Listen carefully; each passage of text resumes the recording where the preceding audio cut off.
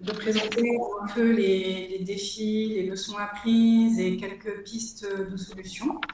Donc je me présente, donc je suis spécialiste en évaluation au sein du bureau régional de l'UNICEF. Donc l'angle d'approche pour cette présentation est plutôt un angle régional pour faire un peu le point des différents défis, des différentes pratiques que l'on a rencontrées. Donc cette présentation n'a pas vocation à représenter la réalité de tout un chacun, mais c'est un peu la perspective de l'UNICEF dans le cadre de ses activités d'évaluation en appui aux différents gouvernements de la région.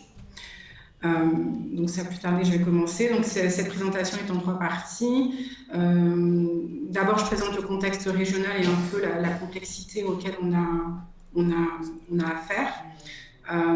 Les défis pratiques et méthodologiques que l'on rencontre en fait de manière générale dans la région, et puis quelques leçons apprises et quelques pistes d'action. Et les présentations qui suivront sont un peu plus, je dirais, détaillées en termes d'outils en fait par rapport à ces aspects-là. Donc concernant le contexte régional en lui-même, donc on est dans un contexte assez complexe et multidimensionnel, j'ai envie de dire, qui affecte directement la pratique de l'évaluation, mais aussi comment l'évaluation est perçue de manière générale. Et c'est un aspect qui est assez important en fait parce qu'il influe directement sur ce qu'on peut faire en termes d'évaluation, mais aussi dans quelle mesure on peut être, je dirais, innovant et dans quelle mesure les ressources qui sont allouées peuvent servir, je dirais, la cause de l'évaluation, mais surtout la cause des politiques publiques dans nos différents pays. Donc, on assiste à certaines limitations, bien évidemment, concernant les cadres législatifs et politiques. Donc, ce sont des cas législatifs qui, généralement, doivent adresser des problèmes qui sont complexes, multisectoriels, et on est vraiment dans une dimension long terme. Donc, déjà, ça pose une difficulté en termes de comment l'évaluation est perçue et en termes d'efforts aussi, qui sont nécessaires, justement, pour vraiment adresser les problèmes que nos politiques publiques sont censées adresser. On a des budgets nationaux qui ne sont pas toujours suffisants. Non seulement pas toujours suffisant pour adresser des problèmes sociétaux et encore moins pour justement adresser les besoins en termes d'évaluation. Et ce sont des budgets qui sont fortement dépendants de l'extérieur, ce qui limite un peu les marges de manœuvre. On note aussi très souvent une faible capacité à pouvoir atteindre les groupes les plus vulnérables et marginalisés. Donc on est sur des politiques publiques qui sont je dirais, d'ordre pour adresser en fait le bien commun, mais on se rend compte que l'atteinte en fait du dernier, je dirais, kilomètre, comme on dit, pose toujours un problème, quels que soient les secteurs ou les dimensions que l'on souhaite adresser. Et d'autant plus que ces politiques sont censées aussi adresser des aspects qui sont dépendants d'un changement de normes et valeurs. Donc on a vraiment une dimension, je dirais, comportementale, même socioculturelle, qui est assez importante et qui aussi complexifie la nature des problèmes que l'on cherche à adresser. Et tout ça dans un contexte qui fait qu'on a du mal aussi à coordonner, voire à identifier les différentes études, recherches, évaluations qui ont été faites. Donc on a beaucoup d'évidence, il y a beaucoup d'activités qui se font, mais on n'arrive pas toujours à rassembler en fait toutes ces évidences pour justement adresser la nature complexe en fait des contextes et des problématiques auxquelles on a affaire. Et en termes de constat justement sur ce contexte, donc on se retrouve justement du fait de ces aspects-là avec une pratique évaluative qui répond plutôt aux demandes des financiers, des donneurs et des bailleurs, plutôt que une pratique évaluative qui est axée à la fois sur la responsabilité envers les populations, mais aussi cette responsabilité, je dirais, interne en termes d'apprentissage et de gestion des politiques et des programmes, et de manière assez adaptive en fait. Donc il n'y a pas vraiment pas ce besoin, mais il n'y a pas vraiment cette dimension de responsabilité, d'apprentissage qui est mise en avant. Généralement, ce qui se passe, et encore une fois, je parle de la perspective de l'UNICEF, c'est que les demandes d'évaluation auxquelles on a affaire, en tout cas, sont directement liées à la programmation des bailleurs et des partenaires, et très peu par rapport justement à cette dimension de gestion des politiques publiques. Il y a aussi un aspect qui est lié, je dirais, aux connaissances en tout cas et aux moyens limités pour l'application des normes éthiques. Donc quand on parle justement des publics vulnérables, marginalisés, incluant la participation des mineurs, ça demande de prendre en compte certains aspects éthiques dans la manière dont on planifie et dont on conduit les évaluations. Et parfois, ces débats, je dirais, ou ces discussions par rapport à ces considérations éthiques peuvent prendre beaucoup de temps. Et parfois, les pays ne sont pas toujours outillés, je dirais, pour adresser ces aspects, ce qui peut prendre beaucoup de temps pour lancer des évaluations directement impliquant les publics vulnérables et marginalisés.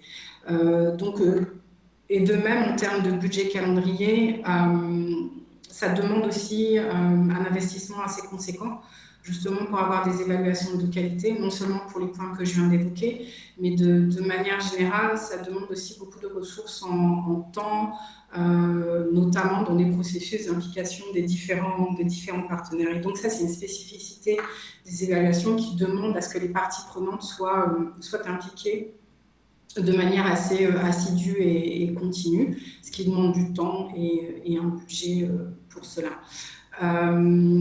D'autres dimensions qui entrent en jeu aussi, des évaluations peuvent être conduites, mais quid de l'appropriation et de l'utilisation des résultats des évaluations. Souvent, on fait cette évaluation effectivement pour répondre à une demande d'un partenaire, d'un bailleur ou à une demande interne. L'évaluation est faite, le rapport est produit. Mais qu'est-ce qui est fait en fait finalement de cette évaluation, des recommandations et des constats qui sont émis? Est-ce qu'il y a un suivi dans le temps qui se fait? Et de même, toujours en lien avec un point précédent que j'ai mentionné, on se rend compte qu'il y a quand même certaines données qui existent dans nos pays, et la question est de savoir qu'est-ce qu'on fait de ces données finalement et comment elles servent en fait finalement la cause de l'évaluation, et comment est-ce qu'on peut utiliser toutes ces données qui sont là pour mieux planifier les évaluations. Donc ça, c'est une problématique qui revient assez souvent lors de la conduite des évaluations, dans l'identification, je dirais, des analyses qui ont déjà été faites, des revues qui ont pu déjà être faites, et des différentes discussions qui ont lieu dans le cadre de la gestion des programmes liés à ces politiques publiques. Donc, juste peut-être pour recentrer la discussion, donc on a parlé du contexte, mais surtout, en fait, pourquoi parle-t-on autant d'équité et d'inclusion? C'est juste pour rappeler que, en ce qui concerne les enfants, les adolescents et les jeunes, il s'agit là d'un droit au titre de la Convention internationale des droits de l'enfant et de la Charte africaine des droits de l'enfant. Donc l'évaluation est aussi un moyen de mettre à profit ou de concrétiser en fait un des droits des enfants à pouvoir s'exprimer et à pouvoir être considéré comme un agent du changement plutôt que juste un bénéficiaire. Donc, comme vous le savez, on est plus de 3/4 de la population aujourd'hui sur le continent à moins de 24 ans. Et on obéit aussi à un principe qui est très important, en tout cas au titre des politiques publiques, qui est de ne laisser personne pour compte. donc ce qui nécessite de non seulement prendre en compte le genre, l'inclusion à tous les niveaux, donc quand on parle d'inclusion, on parle aussi des personnes vivant avec un handicap, et les vulnérabilités qui peuvent être aussi changeantes en fonction du type de politique et du type de contexte dans lequel on intervient. Donc là, c'est juste un rappel justement de ces articles liés aux droits des enfants, adolescents et jeunes, donc l'article 12, 13 et 23. Donc c'est assez, comment dire, clair et explicite en fait en termes d'expression de ses opinions sur des sujets qui l'affectent, en termes de participation en fait active à la vie de la collectivité. Donc les enfants sont considérés comme des citoyens, entre guillemets, de plein droit, et donc ce qui nécessite d'avoir vraiment des approches inclusives, participatives, et de mettre la question des enfants, des adolescents et des jeunes au centre finalement des politiques publiques de manière assez transversale. Donc en termes de défis pratiques et méthodologiques que l'on rencontre la plupart du temps, ce sont des défis qui généralement affectent, je dirais, la manière dont on planifie les évaluations pour s'assurer qu'elles soient vraiment centrées sur l'inclusivité et l'équité. Donc on a affaire généralement à un problème d'évaluabilité des programmes et politiques. Donc l'évaluabilité est un principe qui en fait permet d'identifier si un programme et une politique est apte à être évalué en fait. Donc ça nécessite de revoir si on a un système de suivi adéquat, si on a une théorie de changement, des indicateurs. Donc si les conditions idéales sont là pour permettre d'évaluer un programme ou une politique. Malheureusement, ce n'est pas toujours le cas.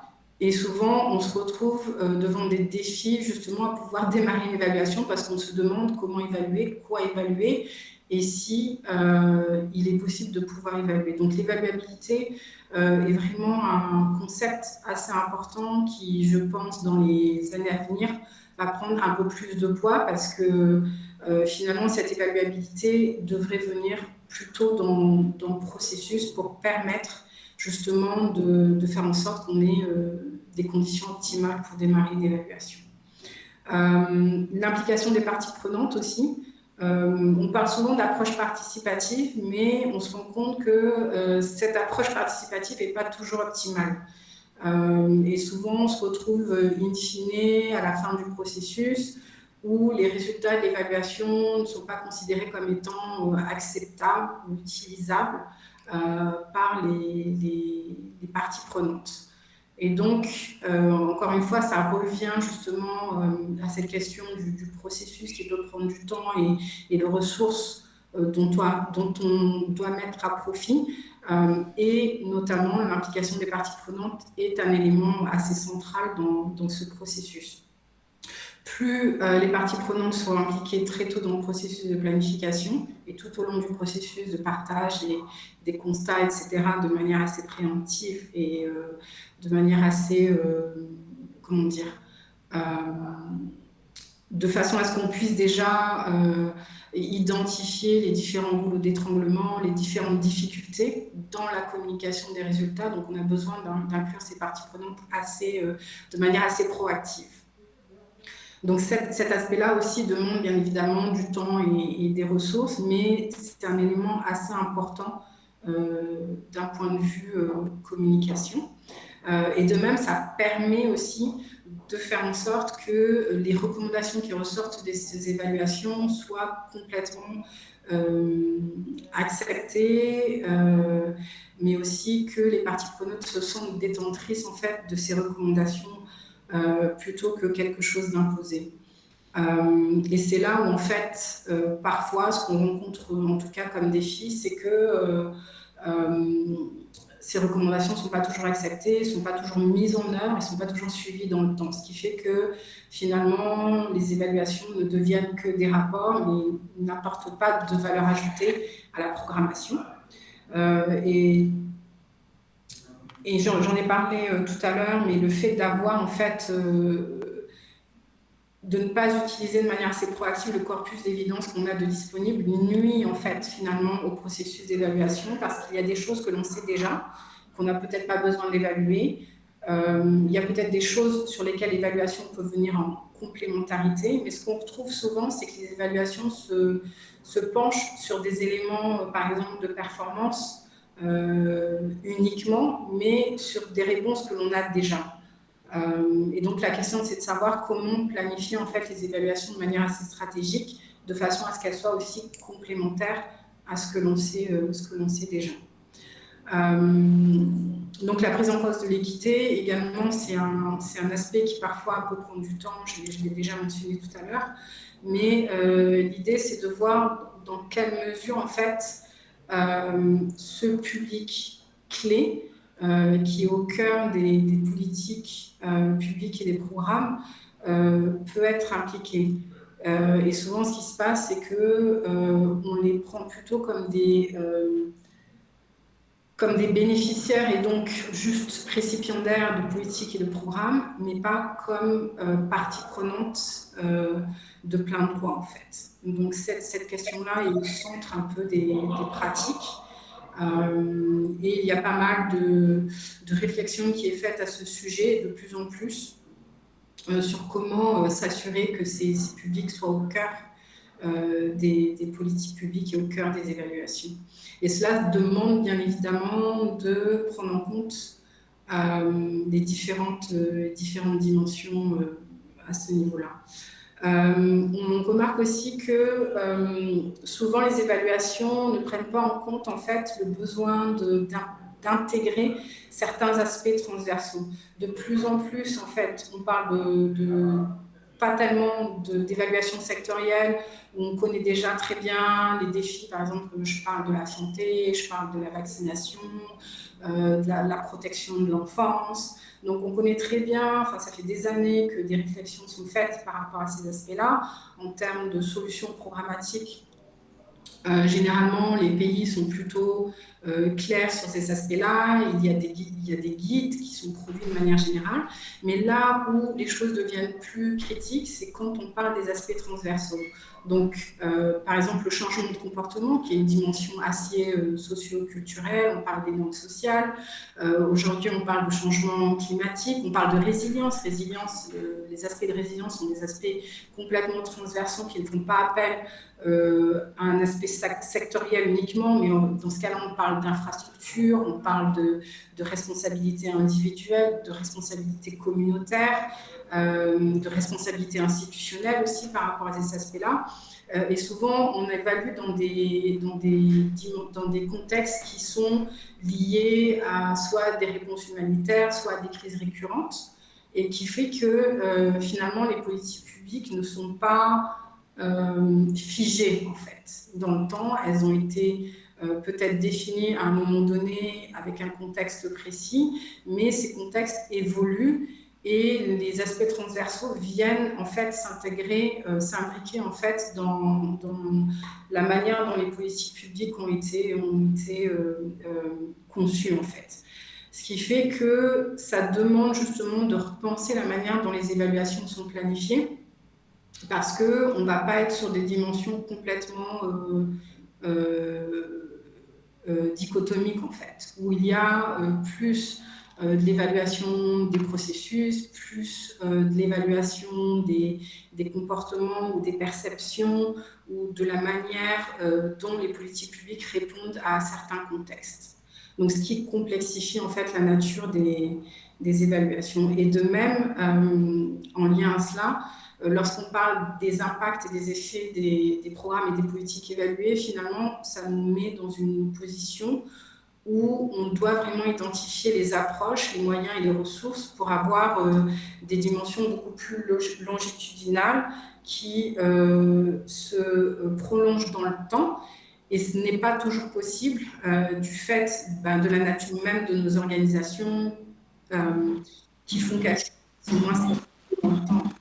Donc ça demande une planification finalement qui anticipe. Je crois qu'il y a quelqu'un qui a plutôt ouvert. Merci. Et donc, ce qui fait que ça, vraiment, ça demande une planification en avance avec une portée beaucoup plus répétitive dans le temps. Et bien évidemment, cela demande des ressources, mais ça demande aussi une vision dans le temps par rapport à ce que peut faire et peut produire l'évaluation. Donc, sur les pistes d'action, donc sur les aspects méthodologiques, il s'agit de développer une démarche systématique d'évaluabilité afin de nourrir la planification évaluative. Donc, ça veut dire que quand une politique ou un programme est créé, l'idée, c'est de pouvoir, à un moment donné dans le temps, se poser pour dire, voilà, est-ce qu'on a ce qu'il faut en place pour pouvoir éventuellement évaluer ou revoir les résultats ou la performance de ce programme ou de cette politique. Et souvent, ce n'est pas fait, c'est fait vraiment à la fin du processus lorsqu'on veut faire une évaluation, lorsqu'on pense à faire une évaluation. Et ça demande aussi, surtout lorsqu'on parle des politiques, de pouvoir identifier de manière assez précise en fait les champs d'investigation. Je pense qu'il faut se rendre compte qu'on ne peut pas tout évaluer, en tout cas pas tout d'un coup, et donc ça demande à ce que non seulement cette une théorie du changement soit là, mais aussi qu'on puisse identifier finalement les aspects clés de façon justement à ne pas perdre de vue les données collectées durant le processus d'analyse. Parce que c'est assez facile en fait de s'engager dans une collecte de données et puis après finalement de se retrouver à ne pas pouvoir faire les analyses qui contribuent directement en fait aux objectifs de l'évaluation et à ce qu'on recherche. Ça demande aussi de pouvoir formaliser des méthodes d'évaluation qui prennent en compte les aspects transversaux, donc les aspects que j'ai mentionnés bien avant, mais aussi sur la question de l'inclusion.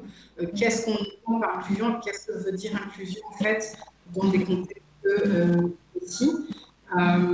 Mais aussi, ça demande de pouvoir se référer en fait à un utilise en fait les systèmes évaluatifs.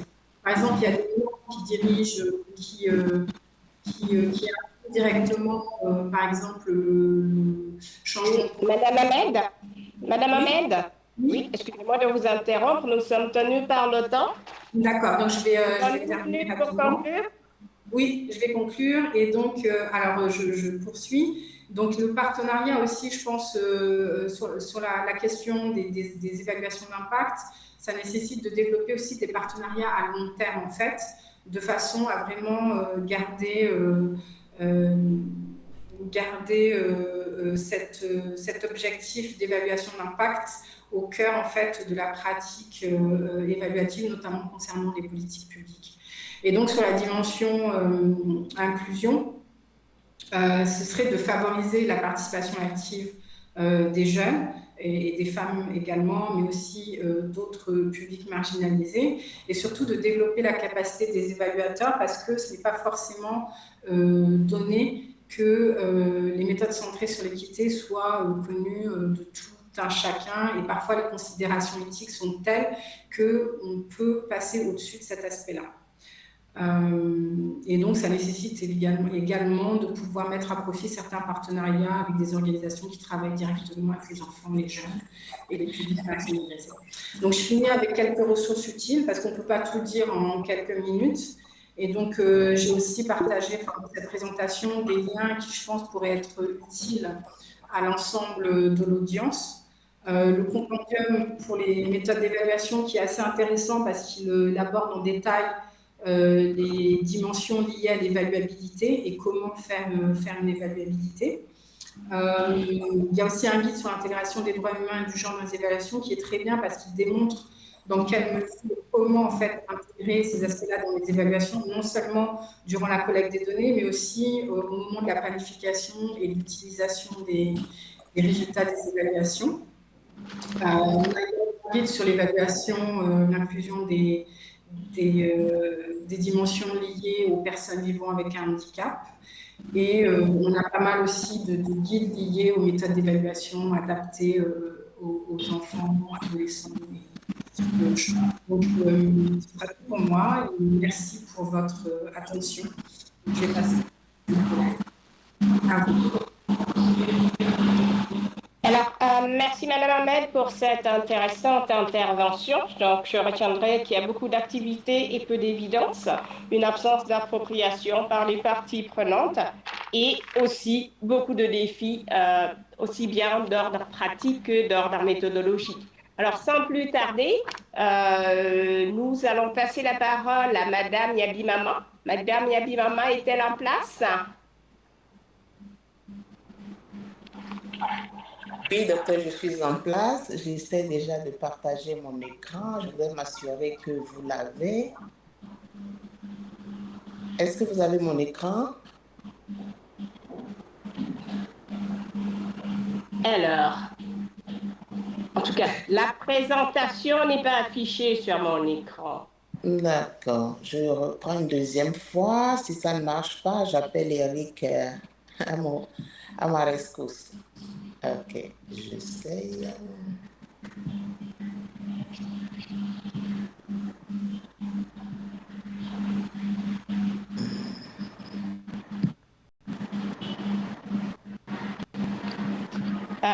Alors, Eric, peut-on passer à la présentation? Eric, est-ce que tu m'entends? Oui, bien sûr, bien sûr. Oui.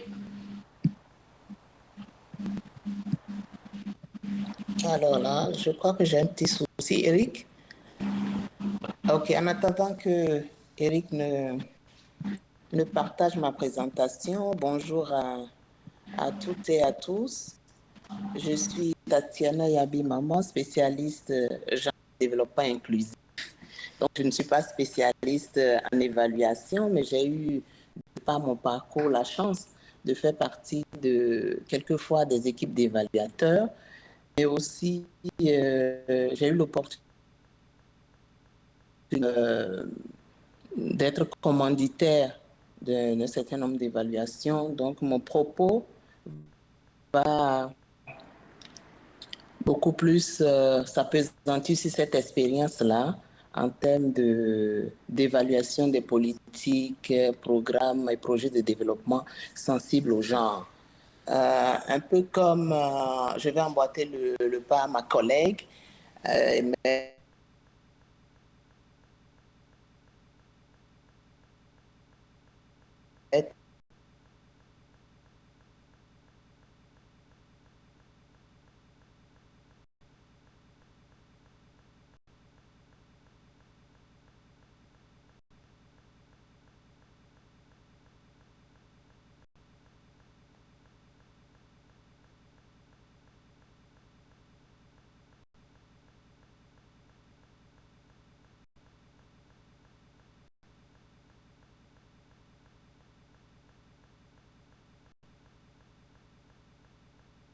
pratique sur ces questions-là. Et donc, en introduction, je dirais, comme vous le savez, que les questions d'inégalité persistent. Les enfants, les femmes, les jeunes restent parmi les plus vulnérables et nous avons un contexte sous-régional qui est de plus en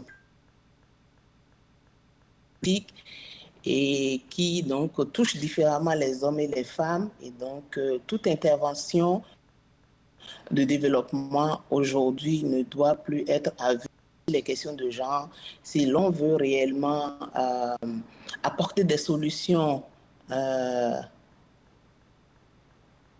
adéquation avec les besoins réels des acteurs. Eric, il semble qu'il y a un petit souci, on ne voit plus l'écran, je vais continuer. Et donc, partant de ce contexte qui est de plus en plus préoccupant et qui appelle des approches innovantes en termes d'évaluation, les approches sensibles, d'évaluation sensible au genre sont donc à privilégier. Pourquoi faut-il rendre l'évaluation sensible au genre? ONU Femmes donne des directives et explique qu'il est important d'aller vers cette dimension pour des questions de responsabilisation. Responsabilisation des intervenants, non seulement des gouvernants, mais aussi de tous les partenaires qui accompagnent les gouvernants sur les questions de développement, Intégrer le genre dans l'évaluation revêt alors d'une question de responsabilisation. Et cette approche permet aussi d'améliorer les interventions afin d'optimiser les stratégies et les actions. Elle promeut l'égalité des sexes en favorisant l'équité dans toutes ces dimensions. Elle favorise l'autonomisation des femmes dans toutes ces dimensions, autonomisation économique, sociale, décisionnelle, etc. Et c'est une approche qui aide à la décision en se basant sur des évidences, en se basant sur des données qui montrent clairement la situation de façon différenciée. Ici, je vais donc circonscrire les questions de genre en regardant un peu les questions liées au sexe, donc les femmes et les hommes, sans oublier que cette question de vulnérabilité est plus large, de plus en plus, et l'on parle d'inclusivité. Je crois que ma collègue l'a suffisamment développé. Donc, il est important d'adopter de plus en plus cette approche d'évaluation sensible, évaluation donc des politiques, projets et programmes sensibles aux gens, en regardant un peu les raisons ci-dessus évoquées. Ensuite, je vais parler rapidement d'outils et de méthodologies spécifiques. Ma collègue en a suffisamment parlé. Je vais juste mettre l'emphase sur... Eric, la prochaine présentation, s'il te plaît. Je vais mettre l'emphase sur l'examen de l'évaluabilité. Elle l'a évoqué aussi de plus en plus. On sera contraint de pouvoir cocher certaines cases avant de parler d'évaluation. Les questions de pertinence, les questions de programmation et voir si cette évaluation tient réellement compte de la sensibilité aux gens, etc. Donc, cela va s'imposer de plus en plus. On a aussi l'analyse des parties prenantes en matière d'outils de méthodologie, l'analyse des parties prenantes qui aide donc à identifier les diverses parties prenantes impliquées et à comprendre leurs intérêts, leurs pouvoirs et influences en matière de genre. C'est important de procéder à cette analyse des parties prenantes pour davantage affiner les différents outils et les méthodologies à utiliser de façon à vraiment adresser ces parties prenantes dans leur diversité. Parlant de thèmes de référence, ces thèmes de référence sensibles aux gens, qui doivent donc s'assurer que l'évaluation prend en compte les questions de genre à toutes les étapes du processus, adopter des méthodes de collecte de données mixtes, l'utilisation donc combinée des méthodes qualitatives et quantitatives pour collecter des données sensibles au genre. Malheureusement, dans la pratique, on tend à confondre la collecte de données désagrégées selon le sexe comme déjà une approche qui permet de répondre aux questions de genre. Ça doit aller au-delà parce que les données, c'est une chose, les interpréter à l'aune donc des contraintes socioculturelles de la zone d'intervention est aussi une autre. Donc, il est important d'aller au-delà des données qualitatives, d'aller au-delà des données quantitatives et privilégier aussi les données qualitatives qui permettent donc d'apprécier les perceptions des acteurs dans leur diversité pour pouvoir donc apporter des réponses appropriées. Ensuite, il faut privilégier les enquêtes désagrégées par sexe et par âge. Donc, pour capturer des données précises sur les impacts différents selon le genre et l'âge. Il faut noter que si on fait l'emphase, par exemple, sur le sexe féminin, il faut savoir qu'en collectant les données désagrégées selon le sexe, on collectera des données, mais globalisantes pour les femmes. Il faut aller au-delà et considérer les questions d'âge parce que les femmes dans leur, ne constituent pas donc un groupe homogène parce que nous avons les adultes, nous avons les jeunes femmes, Nous avons les personnes du troisième âge femmes qui n'ont pas les mêmes besoins et donc qui ne font pas face aux mêmes difficultés. Et donc cette désagrégation ne doit pas simplement s'arrêter sur les questions de sexe, mais doit aller au-delà et considérer aussi l'âge de façon à pouvoir capturer les informations dans leur diversité et apporter les réponses appropriées. Toujours en termes d'outils et de méthodologies spécifiques, on ne peut pas parler d'approche d'évaluation sensible au genre sans certaines matrices d'analyse de genre. Et donc, ces matrices permettent d'examiner comment les interventions affectent les hommes, les femmes de manière différente. Et plusieurs cadres existent, par exemple le cadre d'analyse de Harvard, le cadre de planification basé sur le genre ou le cadre des relations sociales pour guider l'évaluation. Et donc, nous avons à disposition plusieurs outils qui permettent donc de faire ces analyses genre spécifiques de façon à capturer les informations le plus diversifiées possible. Il faudra aussi procéder à l'analyse de la participation et de l'impact sur le pouvoir. Et donc, une dimension très importante, c'est de voir comment les hommes et les femmes ont de l'influence en termes de pouvoir, parce que c'est un élément déterminant qui permettra donc de réajuster les interventions, de réajuster des actions de façon à réduire le gap en termes d'influence des hommes et des femmes. Il faut aussi privilégier les groupes de discussion focalisés, donc adaptés pour recueillir les perspectives profondes des femmes, des jeunes, des enfants, des hommes, etc.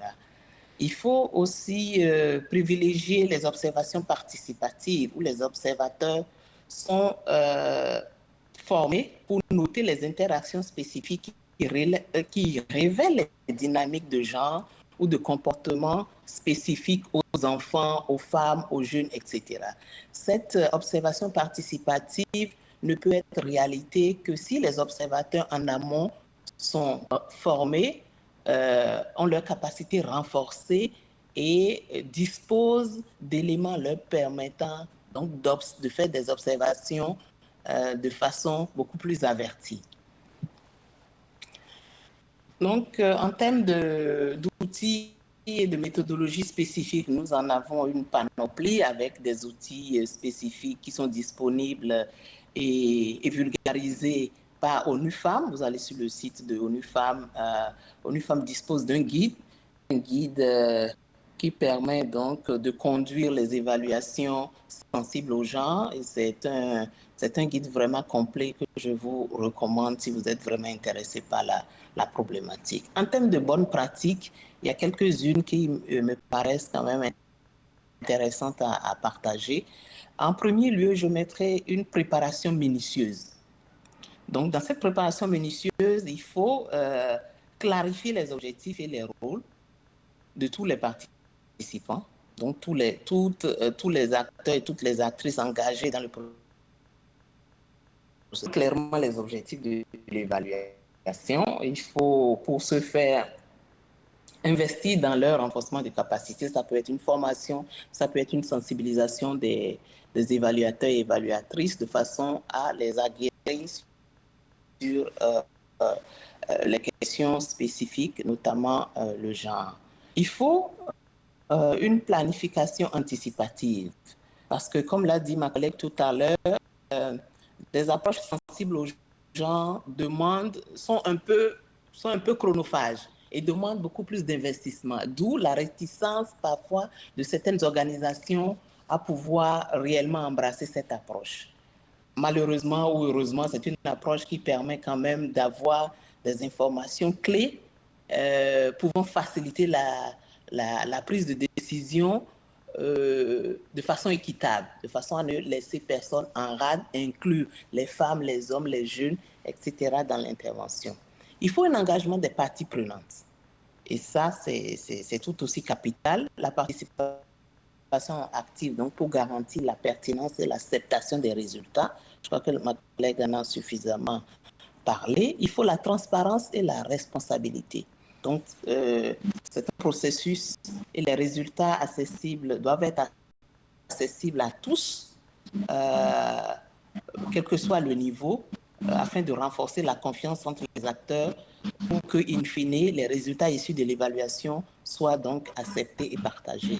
Il faut mettre en place des mécanismes qui permettent un retour d'information et qui pourront faciliter donc une révision des stratégies d'évaluation basées sur les retours des groupes cibles. Chaque évaluation ou chaque processus d'évaluation ayant sa spécificité, parfois on n'a pas ce réflexe donc de tirer le son de chacune des expériences pour pouvoir vraiment renforcer les expériences futures. Alors que lorsqu'on est dans une approche sensible aux gens, il faut travailler à ce que ces feedbacks-là soient d'abord reçus et utilisés pour améliorer les processus futurs.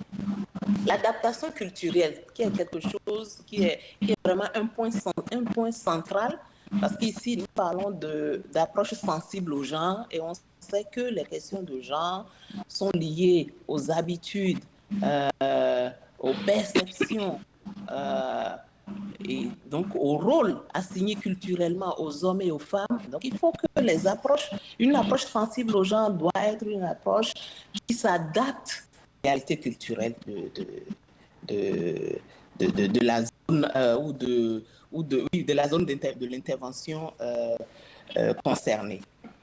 Et il faut donc privilégier, mettre en avant toutes les stratégies endogènes qui sont utilisées pour pouvoir recueillir les informations de façon vraiment optimale. Oui. Il faut faire après la collecte des données. Madame Yabimama, excusez-moi de vous interrompre, nous sommes tenus par le temps. Vous avez 1 minute pour conclure. Merci, docteur. Donc, je dirais que les analyses doivent être différenciées selon le sexe.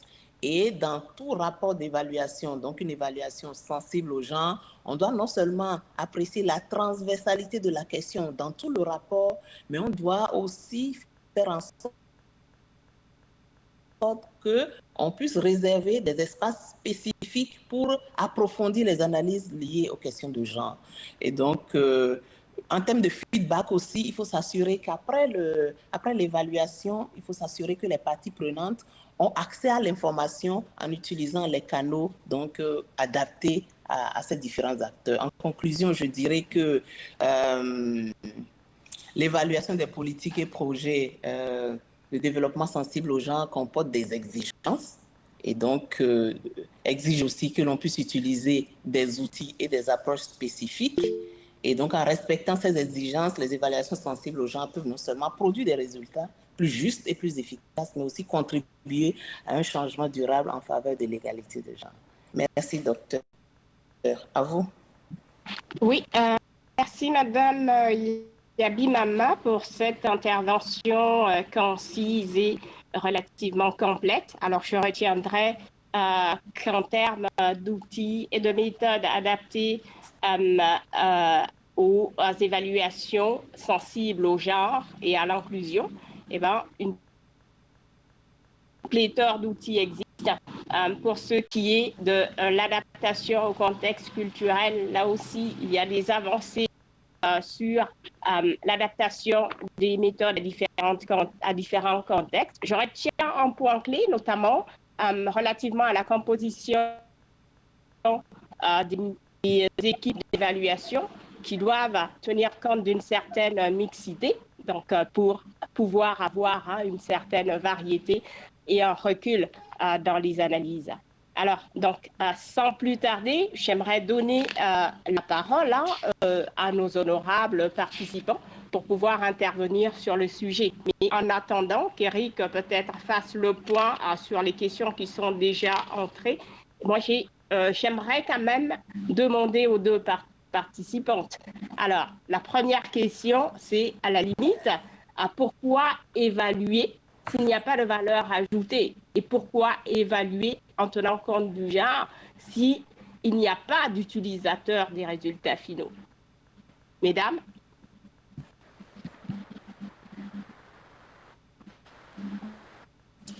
Oui, je vais m'avancer le temps que ma collègue se positionne. Pourquoi évaluer selon le genre s'il n'y a pas d'utilisateur des résultats issus de ces évaluations? Je pense que c'est toute la problématique parce que on note quand même de plus en plus l'engagement des gouvernants, l'engagement des acteurs au développement à aller vers cette approche d'évaluation sensible au genre. Mais le cap qui n'est pas encore suffisamment franchi, c'est la mise en œuvre des résultats de ces évaluations sensibles au genre. Je pourrais m'arrêter en disant que l'un des défis liés à la mise en œuvre de ces résultats, c'est le faible niveau d'engagement, parce que c'est souvent des résultats qui nécessitent une mobilisation de ressources, non seulement financières, mais humaines spécifiques. Et donc, parfois, on se cache derrière ces exigences pour juste s'en tenir aux résultats, mais le next step reste vraiment le défi auquel on fait face actuellement. Donc, voilà ce que je peux dire brièvement sur cette préoccupation. Merci. Merci. Madame Ahmed, en complément? Oui, juste pour complémenter, juste pour dire que pour moi, en fait, il faut juste revenir en fait au cœur de ce que doit être finalement l'évaluation, et que l'évaluation, c'est aussi un moyen pour les décideurs de prendre en compte finalement la participation citoyenne. Quand on sait que nos sociétés sont composées en majorité d'enfants, d'adolescents, de jeunes et de femmes, on ne peut pas développer des politiques publiques sans mettre au cœur de ces politiques publiques ces dimensions d'inclusivité, parce que sinon elles ne répondent pas finalement aux besoins des populations. Et donc la valeur ajoutée finalement, elle se trouve, oui, dans l'utilisation de ces évaluations, mais même dans le processus même des évaluations, s'il est bien conduit en fait, parce que la nature même des évaluations nécessite qu'on consulte un maximum de parties prenantes en fait. Donc rien que dans le fait de consulter ces parties prenantes, on peut y trouver une certaine valeur ajoutée pour moi. Merci. Merci. Alors, d'autres interventions? Docteur Hervé Benaou. Oui, merci Adiza, heureux de te retrouver. Pareillement. Ça fait un bail. Bonjour Dalila, je me permets de tutoyer celle que je connais, voilà, mais Madame Yabi, je ne la connais pas vraiment, oui, un peu, mais bon, voilà, Tatiana, bonjour. Je tutoie tout le monde alors. Donc, non, moi, j'ai pas de questions, mais j'ai de compléments, d'éléments en termes d'apport. Je voudrais juste ajouter à tout ce que Dalila et Tatiana ont dit qui me paraît assez pertinent, deux ou trois choses. Je crois qu'il faut qu'on puisse rentrer, quand on parle de l'inclusion du genre, voilà, de la vulnérabilité et des questions d'équité dans le processus évaluatif, qu'on puisse aussi arrimer ça avec la question de la décolonisation de l'évaluation et la question de l'évaluation made in Africa. Parce que ce que nous entendons par inclusion, par genre et par vulnérabilité, autre élément, ce n'est pas forcément ce que dans d'autres contextes les gens mettent sous ces vocables-là. Et donc, il faut qu'on contextualise ces vocables-là et qu'on puisse véritablement faire nos évaluations à l'aune de nos réalités socio-culturelles et politico-économiques. Deuxième élément, c'est qu'il faut qu'on glisse maintenant de l'évaluation sensible aux gens et à l'inclusion pour aller à l'évaluation transformationnelle du genre. Parce que ça me paraît être un élément assez important. Et Tatiana le disait, quand on fait l'analyse des parties prenantes, il faut qu'on puisse situer chaque partie prenante sur le continuum du genre et pouvoir dire oui, au regard du résultat qu'on a, Voilà le rôle que chacun peut jouer et en termes de prise de décision, ce qu'on pourrait faire pour améliorer véritablement l'évolution de ces parties prenantes-là sur ce continuum de genre-là. Le troisième élément que je voudrais ajouter, c'est l'élément d'évaluabilité. Et ça remonte même déjà à la conception des projets, et des politiques et des programmes. Et donc, il faut qu'on travaille déjà à intégrer le genre dans la conception, dans la phase de conception, pour être en mesure de l'évaluer, d'évaluer le programme à l'aune du genre. Voilà un peu ce que je... Merci pour ce complément. Alors, un autre participant, Issifi. Je vois une main levée.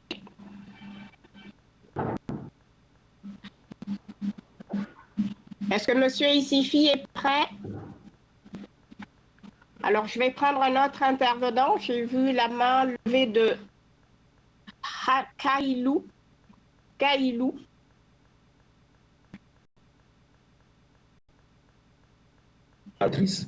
Je crois à la suite de mon prédécesseur. Moi, je vais opiner sur la question selon laquelle les résultats des évaluations ne sont pas toujours exploités. Je crois en termes de gestion de projet, la question est en train d'évoluer ces dernières années. Comme quoi, avant, on ne dédiait même pas de poste spécifique à un responsable suivi évaluation, ce qui n'est plus le cas parce que la plupart de nos organisations prévoient au moins dans la plupart des projets à mettre en œuvre ce poste. Ce qui veut dire que les résultats issus des évaluations nous permettent parfois d'être très précis dans la mise en œuvre de nos initiatives. Et pour ma part, je pense qu'on n'a pas trop l'habitude d'utiliser les résultats parce que nos organisations communiquent très peu sur les résultats de nos évaluations. Ce qui fait que parfois, sur le terrain, lors de la mise en œuvre de nos projets, il nous arrive de répéter les mêmes actions pour la simple raison qu'on n'a pas eu le temps, lorsqu'on établissait les contextes et justifications, on n'a pas eu le temps de voir ce qui était fait et ce qui reste à faire. Mais là, je crois que je vais appeler les spécialistes, parce que j'en suis pas un, à beaucoup communiquer souvent autour des résultats des différentes évaluations. Maintenant, pour ce qui est de l'évaluation sensible aux gens, j'apprécie déjà le fait que les deux communicantes aient été très précises sur les éléments sur lesquels il faudra se focaliser, parce que de nos jours, quand on dit le genre, ça englobe beaucoup de choses. Mais je pense avec, comment dit-on, leur communication, moi personnellement, j'ai eu un tas d'éléments essentiels sur lesquels me baser désormais lorsque je veux rendre sensible une évaluation. Et pour finir, j'aimerais suggérer pour la plupart de ceux qui mettent en œuvre les actions que les listes de présence d'abord en elles-mêmes soient sensibles, désagrégées en sexe, en âge, en situation morphologique, même si d'autres ne l'aiment pas, mais je pense que c'est parfois important parce qu'à l'évaluation, on n'a pas tout le temps de repartir sur le terrain. Et généralement, quand on fait comme ça pour les listes de présence, ça nous aide à faire une typologie des participants qu'on a eu lors de la mise en œuvre de notre activité. Merci beaucoup. Merci Kailou, donc de l'anticipation et aussi vous notez aussi une évolution, bien que très lente, hein, dans l'acceptation ou l'intégration de l'évaluation dans nos politiques. Alors, je vais peut-être prendre Monsieur Ag Mohamed.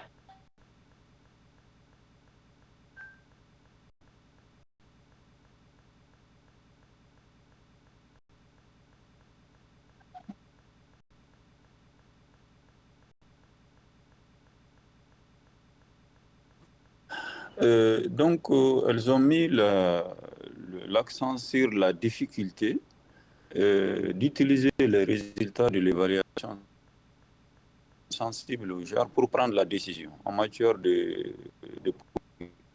je voulais leur demander déjà, nonobstant cette difficulté-là, est-ce que déjà le fait que la pratique de l'évaluation sensible au genre a déjà commencé à influencer l'élaboration et la mise en œuvre de politiques publiques, selon leur constat, quoi. Merci beaucoup.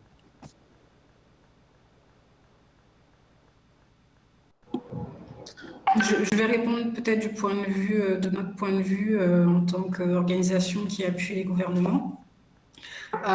Pour ce qui est des évaluations, en tout cas, on est vraiment dans une dimension où on essaie d'impliquer au maximum en fait la partie gouvernementale en fait à un niveau avancé. C'est-à-dire que dans le passé, en tout cas pour ce qui était des pratiques que moi j'ai notées dans la région, on les impliquait en fait à un niveau plus communication et des recommandations et communication sur le travail accompli.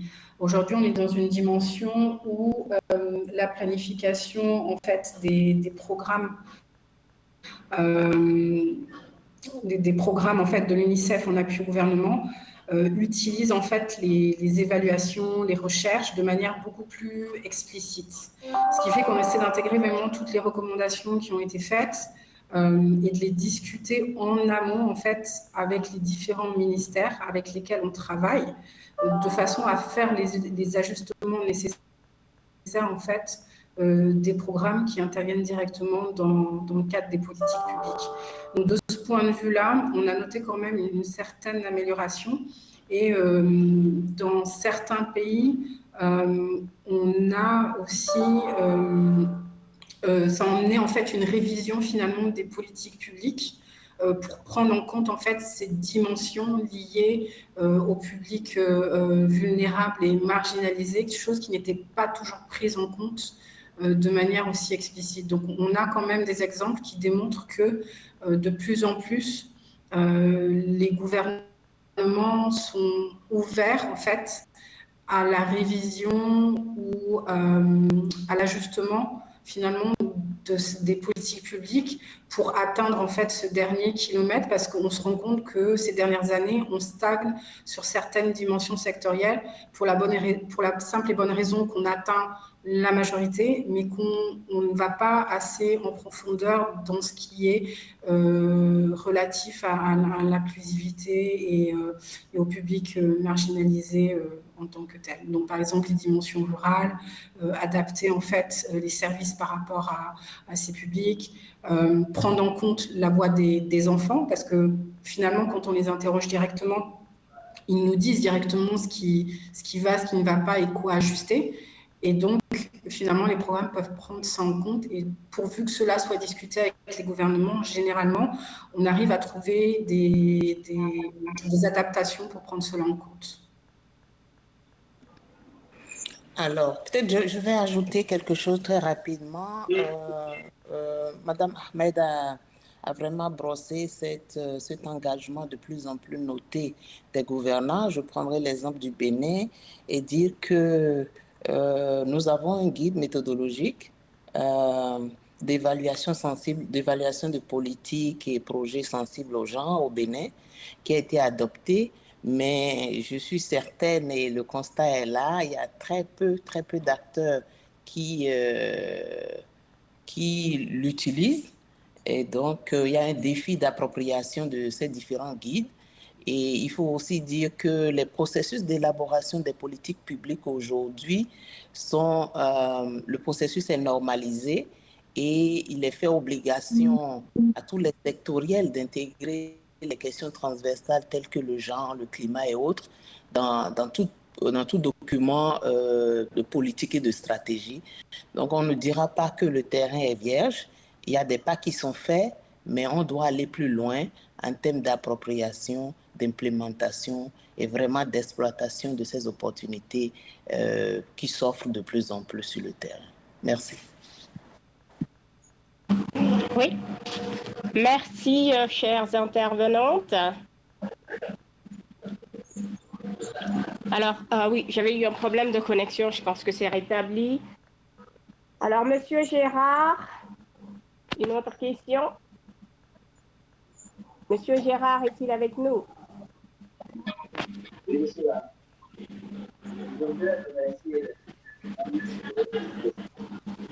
Alors, personnellement, je vous entends très mal. Est-ce que vous pouvez vous rapprocher davantage? Oui, je suis là. Vous me recevez? C'est parfait, allez-y. Voilà, c'est plutôt une contribution au fait. Et aujourd'hui, nous avons remarqué que comparativement à ce qui s'est passé avant, il y a des postes de responsables de suivi et évaluation dans la plupart des projets aujourd'hui. Mais il y a quelqu'un, comme quelqu'un l'a signalé tout à l'heure, on ne communique même pas sur les résultats de l'évaluation. Pourquoi? Parce que si ce n'est pas une évaluation qui est faite à mi-parcours, et donc les recommandations sont susceptibles d'être intégrées pour la suite du projet, c'est que peu importe ce que les résultats d'évaluation donnent, ça ne sert à rien pour ce type de projet, au fait.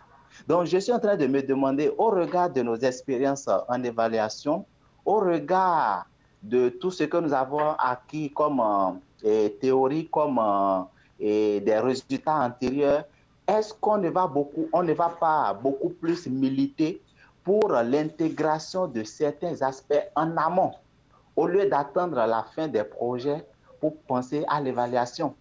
Est-ce qu'on ne va pas beaucoup plus commencer par militer pour la participation déjà à l'élaboration et à la mise en œuvre des projets au lieu d'attendre la fin pour pouvoir penser à l'évaluation? C'est en fait ma question. Parce que quand je prends l'approche, genre, pour un projet ou une intervention publique, lorsque l'intervention est déjà à thème, si on n'a pas la chance que cette intervention soit renouvelée, peu importe nos recommandations pour ce type d'intervention, nos recommandations ne vont pratiquement servir à rien. Donc voilà ce que je suis en train de penser. Donc commençons beaucoup plus à militer pour l'intervention en amont en tout cas de l'évaluation, au fait. Merci beaucoup.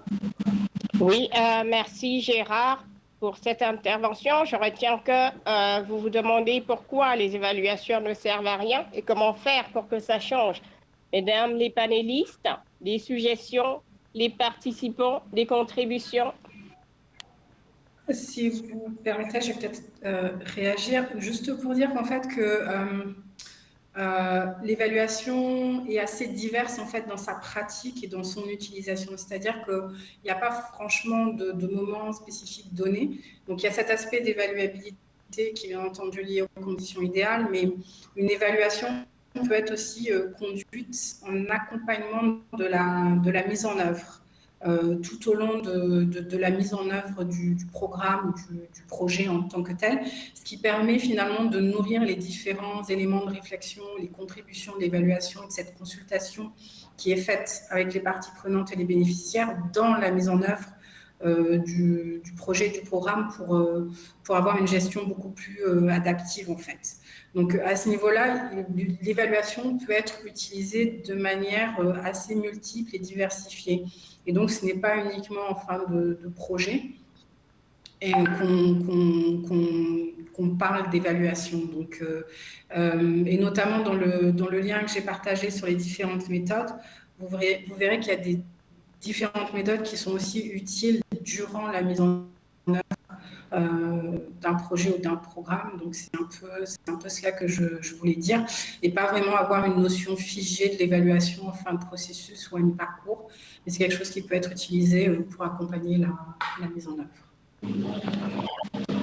Oui, mais justement, Madame Ahmed, l'intervention de Gérard, justement, porte sur le fait que les évaluations, lorsqu'elles sont faites uniquement à la fin, ne servent à rien. Il disait en l'occurrence que quand il y avait une évaluation intermédiaire qui était conduite, à la limite, il voyait l'utilisation qui était faite des résultats. Par contre, les recommandations finales, selon, je pense, son intervention, étaient très mal utilisées. C'était le propos de Gérard. Mais même dans ces cas-là où une évaluation est faite en fin de projet, sachant qu'on est vraiment dans une dimension cyclique et pas figée dans le temps. Quand un projet termine, un autre finalement arrive et est planifié. Donc on est vraiment dans ce qu'on parle de politique publique et de programmation finalement dans le temps. Donc même si un projet se termine qui a été évalué, les dimensions qui sont évoquées en fait dans les recommandations sont soit des dimensions transversales, soit des dimensions sectorielles et peuvent être réutilisées finalement pour un autre projet similaire ou un programme de plus grande envergure, mais toujours en lien. Donc ça reste quand même un corpus d'évidence qui est utile. C'est vrai que ce qui fait défaut peut être la communication dans ces contextes-là. Mais sinon, puisqu'on parle de recommandations et de leçons apprises, elles sont aussi utiles à des programmes, des projets similaires, dans des contextes similaires ou sur des thématiques similaires. Oui, docteur Saleh, si vous permettez, je vais peut-être compléter rapidement Madame Ahmed et dire que moi, j'inviterais plutôt le collègue à voir l'évaluation comme un processus dynamique. L'évaluation peut se faire ex ante, avant la mise en œuvre de l'intervention, avant même les résultats de cette évaluation ex ante peut nourrir même la formulation du projet. Et déjà à ce niveau, je suis d'accord avec lui que l'approche doit être déjà sensible aux gens en amont de la mise en œuvre de l'intervention, au cours, à mi-parcours et à la fin. Donc, il faut le voir comme un processus dynamique qui accompagne le cycle de mise en œuvre si c'est un projet ou un programme. Et même pour les politiques, avant d'élaborer les politiques, il faut travailler à ce que les évaluations préparatoires intègrent vraiment de façon explicite les questions de genre pour espérer que dans la mise en œuvre, on puisse les prendre en compte et que de façon périodique, on s'assure que nous avons les évolutions souhaitées et procéder, si besoin en est, au réajustement et de façon cyclique. Merci beaucoup. Merci. Alors, Monsieur Slim Tagnan, est-ce que je prononce bien votre nom? Oui, bonjour monsieur, merci beaucoup. C'est ma première fois d'être parmi vous. Moi, je suis Yao Simtania, je suis le chargé de suivi et évaluation au Centre de gestion des ressources en eau de la CEDEAO. Bon, moi, j'interviens juste par rapport à l'approche ou bien la question de monsieur Gérard. Je dirais qu'aujourd'hui, oui, c'est vrai, ce qu'il dit, c'est vrai, mais est-ce que ces ONG qui recrutent ces personnes, est-ce qu'elles sont vraiment qualifiées pour faire le travail? Ça, c'est le premier point. Second point, puisque normalement, le processus de suivi et évaluation, comme l'a dit le docteur qui vient d'intervenir tout de suite, c'est que c'est un processus itératif. C'est que dès le début, si on a mis en place, ou bien si on a recruté un bon suivi évaluateur, il doit savoir que le processus doit commencer au début. Et il doit toujours définir ses indicateurs en lien avec l'approche genre. Donc, moi, ce que j'ai remarqué, c'est qu'aujourd'hui, on prend certaines personnes pour laisser au poste de suivi évaluateur, mais en fond, ils ne font pas le travail proprement dit de suivi évaluation. Donc, c'est ce qui fait le problème aussi. Et ça dépend aussi des politiques de certaines ONG. Il y a certaines ONG, quand vous terminez le travail, pour faire vraiment l'approche d'apprentissage et partage de connaissances, eux, ils ne sont pas dans cette dynamique parce qu'ils trouvent que, bon, ça va révéler beaucoup de choses, donc il faut essayer de camoufler tout ça là. Donc, je prône vraiment pour l'approche de partage de connaissances. Il faut que tous les acteurs puissent savoir vraiment le rôle de suivi et évaluation dans tous ces processus-là. Donc, c'est ça aujourd'hui. Sinon, bon, normalement, le processus là, c'est déjà au début de toute action de développement ou bien toute activité de planification d'un programme, projet stratégique. Bon, le suivi évaluateur doit être impliqué et il doit toujours être capable de définir ses indicateurs en lien avec l'approche genre. Bon, voilà un peu ce que je voulais dire. Merci beaucoup. Oui, merci beaucoup, Monsieur Simtagnan. Peut-être une question pour vous, en tant qu'expert en évaluation. Qu'est-ce que vous faites, vous, en matière de gestion de connaissances, de diffusion de connaissances? En 2 mots, rapidement.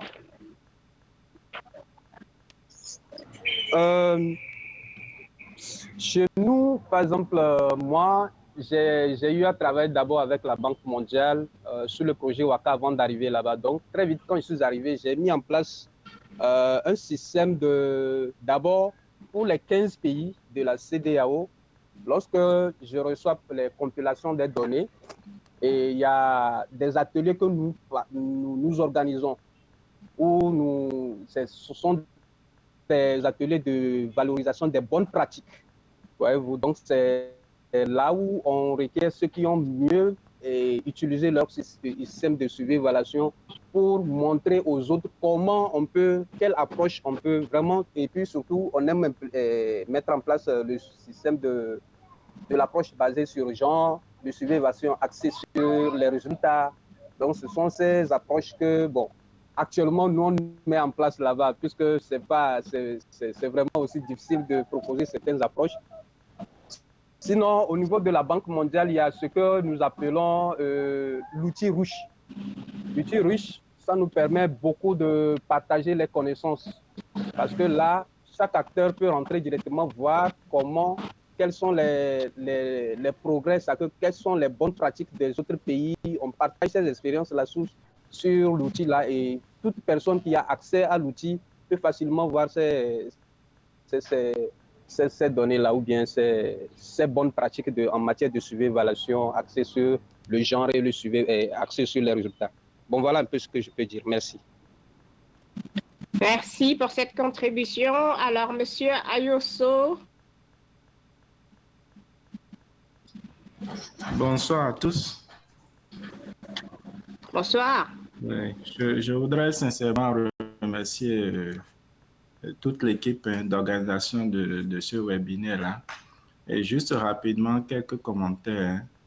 Moi, je suis Antoine Ayoso, je suis au niveau de développement local de la planification dans une commune du Bénin.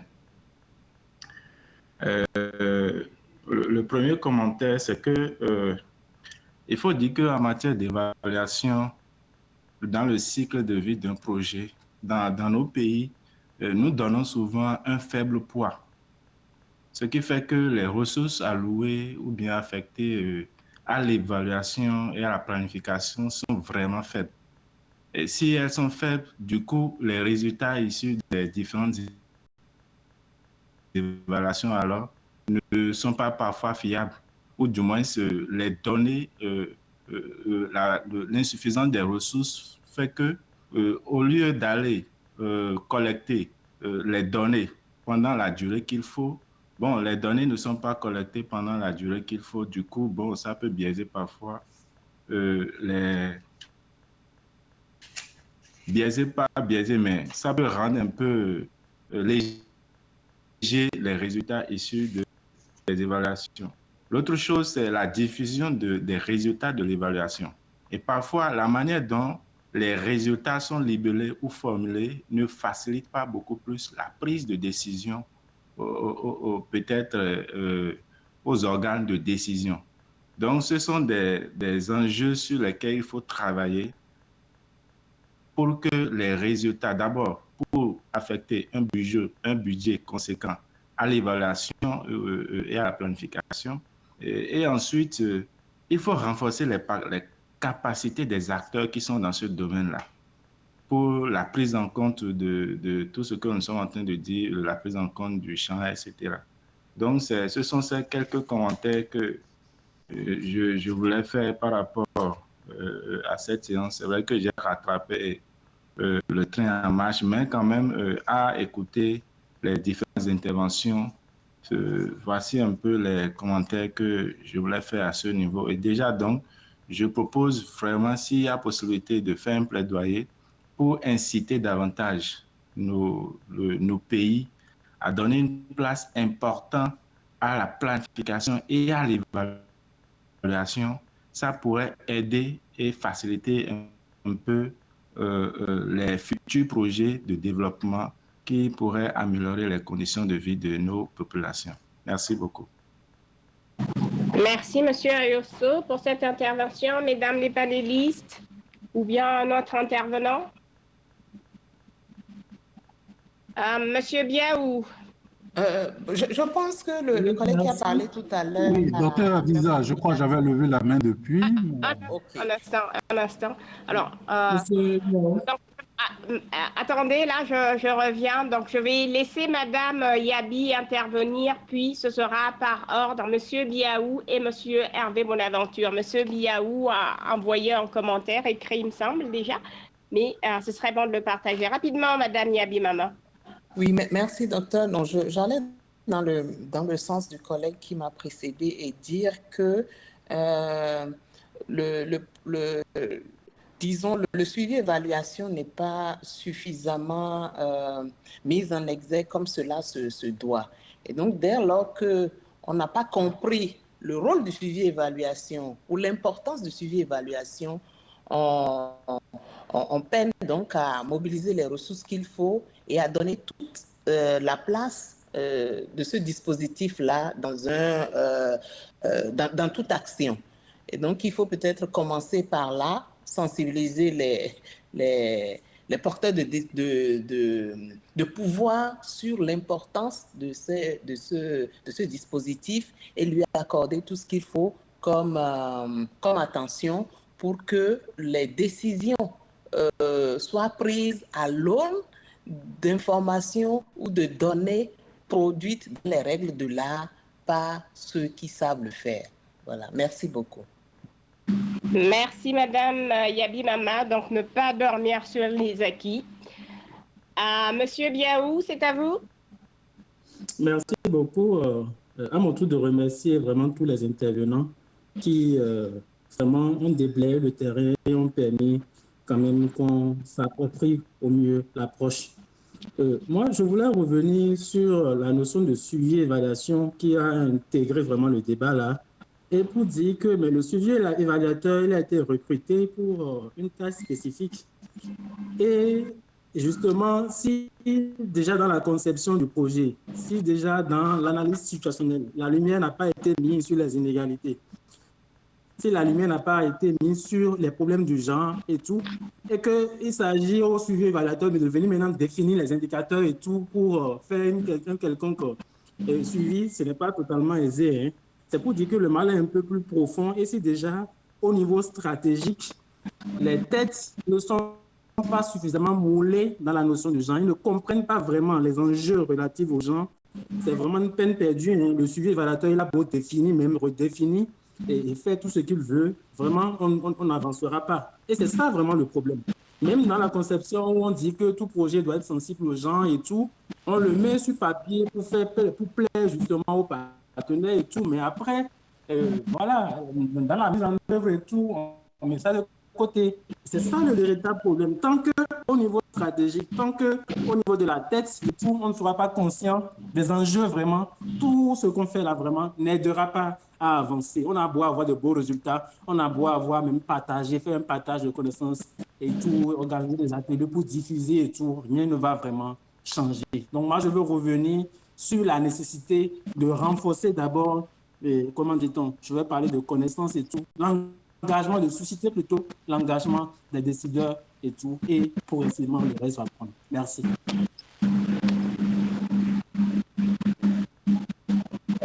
Merci.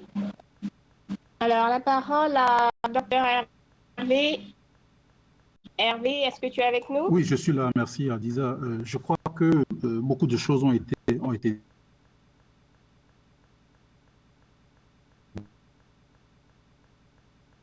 dit, mais on ne va pas rester pessimiste. Il y a beaucoup de lignes qui bougent, qui vont bouger encore.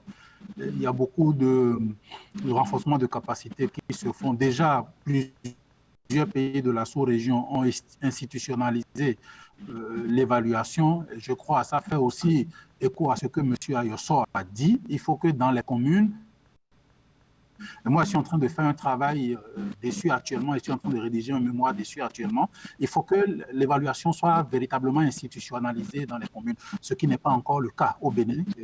Je connais le cas du Bénin, ce n'est pas encore fondamentalement le cas. Deuxième élément, il faut qu'on quitte la dichotomie, parlant du genre, qu'on quitte la dichotomie hommes et femmes.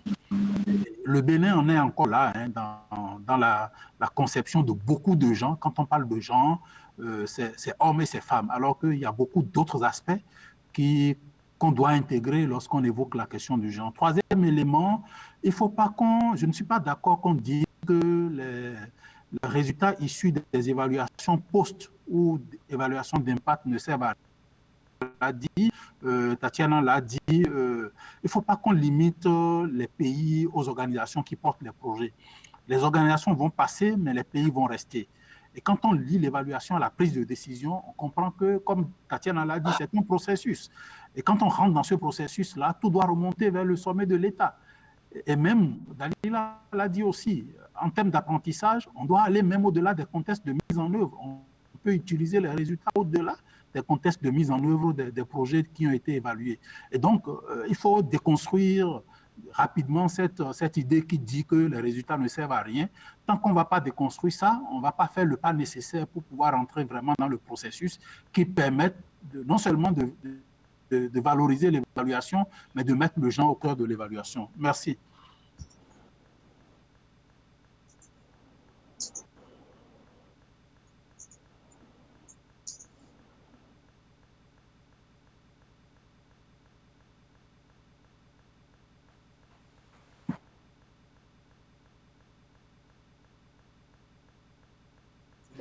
Docteur Adiza, votre micro est fermé.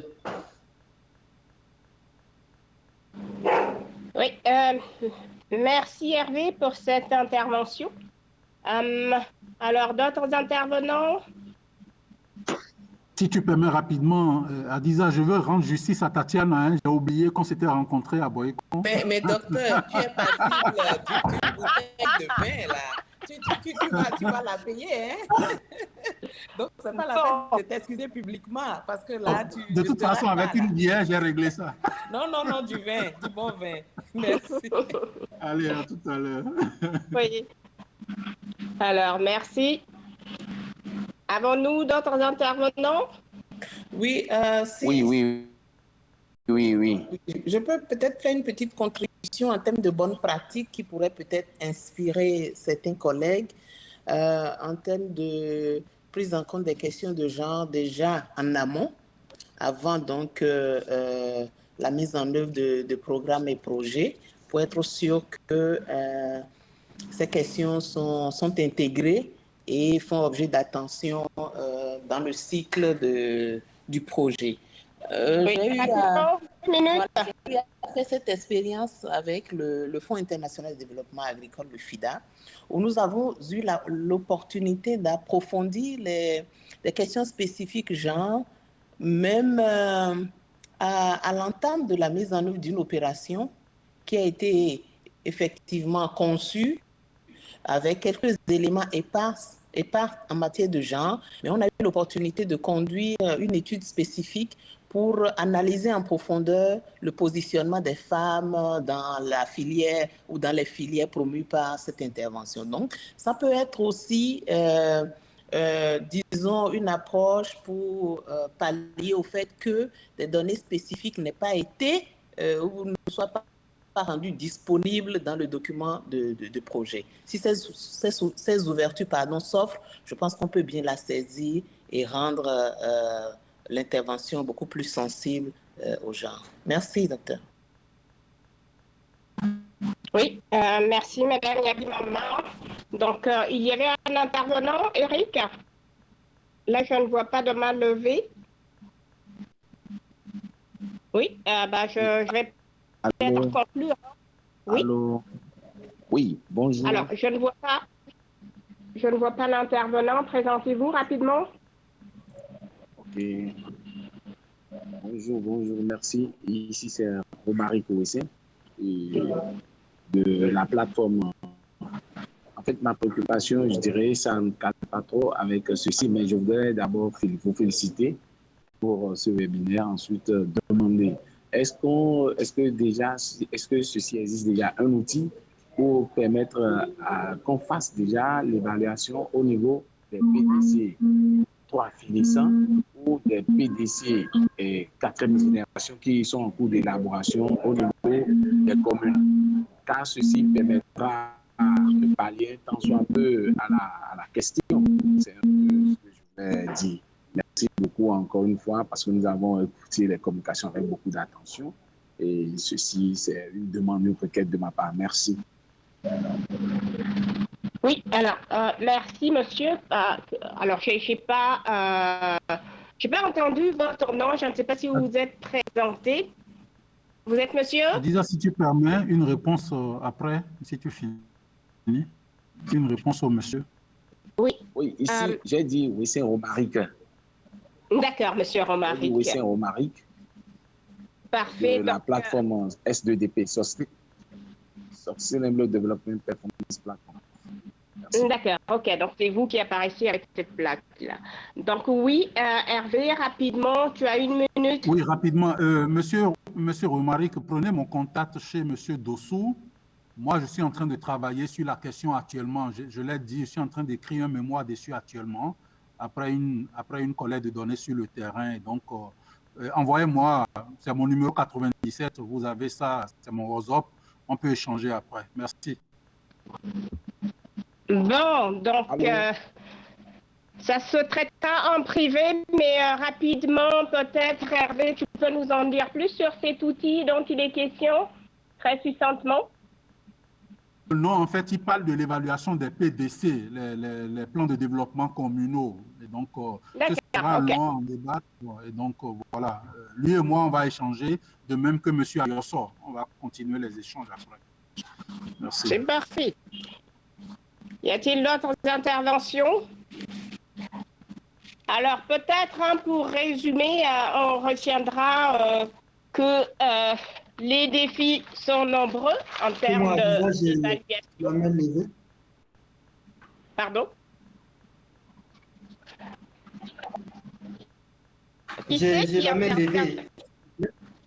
Oui, je comprends bien parce que nous sommes à la fin de l'intervention, nous sommes à la fin de la session. Il est 14h30, donc 13h30 GMT, et on va devoir libérer nos panélistes pour qu'elles puissent vaquer à leurs occupations habituelles, et aussi certainement les membres de l'assistance qui nous ont fait l'honneur de nous rejoindre. Les principaux éléments à retenir sont relatifs non seulement à l'évaluation elle-même, donc pour laquelle on comprend que les activités de renforcement de capacité doivent se poursuivre. On ne doit pas dormir sur les acquis. Il y a des évolutions dans la façon dont la plupart des gens appréhendent l'évaluation, mais ce n'est pas encore assez, ce n'est pas encore gagné. Donc, il y a du travail à faire, notamment, par exemple, auprès de la société civile. Et un point cher à Hervé, la décolonisation de la façon de faire. On parle de gestion de connaissances, mais comment gérer la connaissance, comment gérer tous les outils, en fait, tous les résultats des travaux qui ont été obtenus pour les mettre à la disposition du plus grand nombre. Quels sont les canaux qu'il va falloir utiliser pour que cela ait lieu? Et un autre point, non moins fondamental, qui est celui de la prise en compte du genre et de l'inclusion dans les pratiques évaluatives. Donc, je pense que nos intervenantes, Mme Yabi, Nana et Mme Ahmed, se sont longuement épanchées là-dessus. Leurs documents vous seront partagés pour que vous puissiez avoir un plus large aperçu de ce qui a été fait et de ce qui reste à faire. Et je pense que là, les sociologues dans nos pays ont un grand rôle à jouer pour réellement faire passer, en fonction des contextes, la meilleure des façons pour que cette notion de genre, de personnes vulnérables, de jeunes, tout simplement, passe mieux, que ce soit dans l'évaluation ou, en tout cas, dans d'autres pratiques liées au développement. Donc, merci beaucoup à vous toutes, chers panélistes, et à vous tous, chers assistants, chers participants. Donc, merci Eric, merci au baromètre d'avoir permis encore une fois de pouvoir avoir une discussion aussi intéressante sur une question très importante de l'évaluation des politiques publiques. Merci beaucoup. Merci, docteur. Merci au baromètre. Merci à toutes et à tous. Ce fut un réel Merci à Tatiana, merci à Dalila, merci à Adiza et merci à tout le monde. À très bientôt. Merci à bientôt. Merci beaucoup et à bientôt. Merci. Merci, à bientôt. Au revoir, Merci. à la prochaine. Merci à vous tous. Merci. Au revoir. À la prochaine. Merci à tous. Merci beaucoup, merci.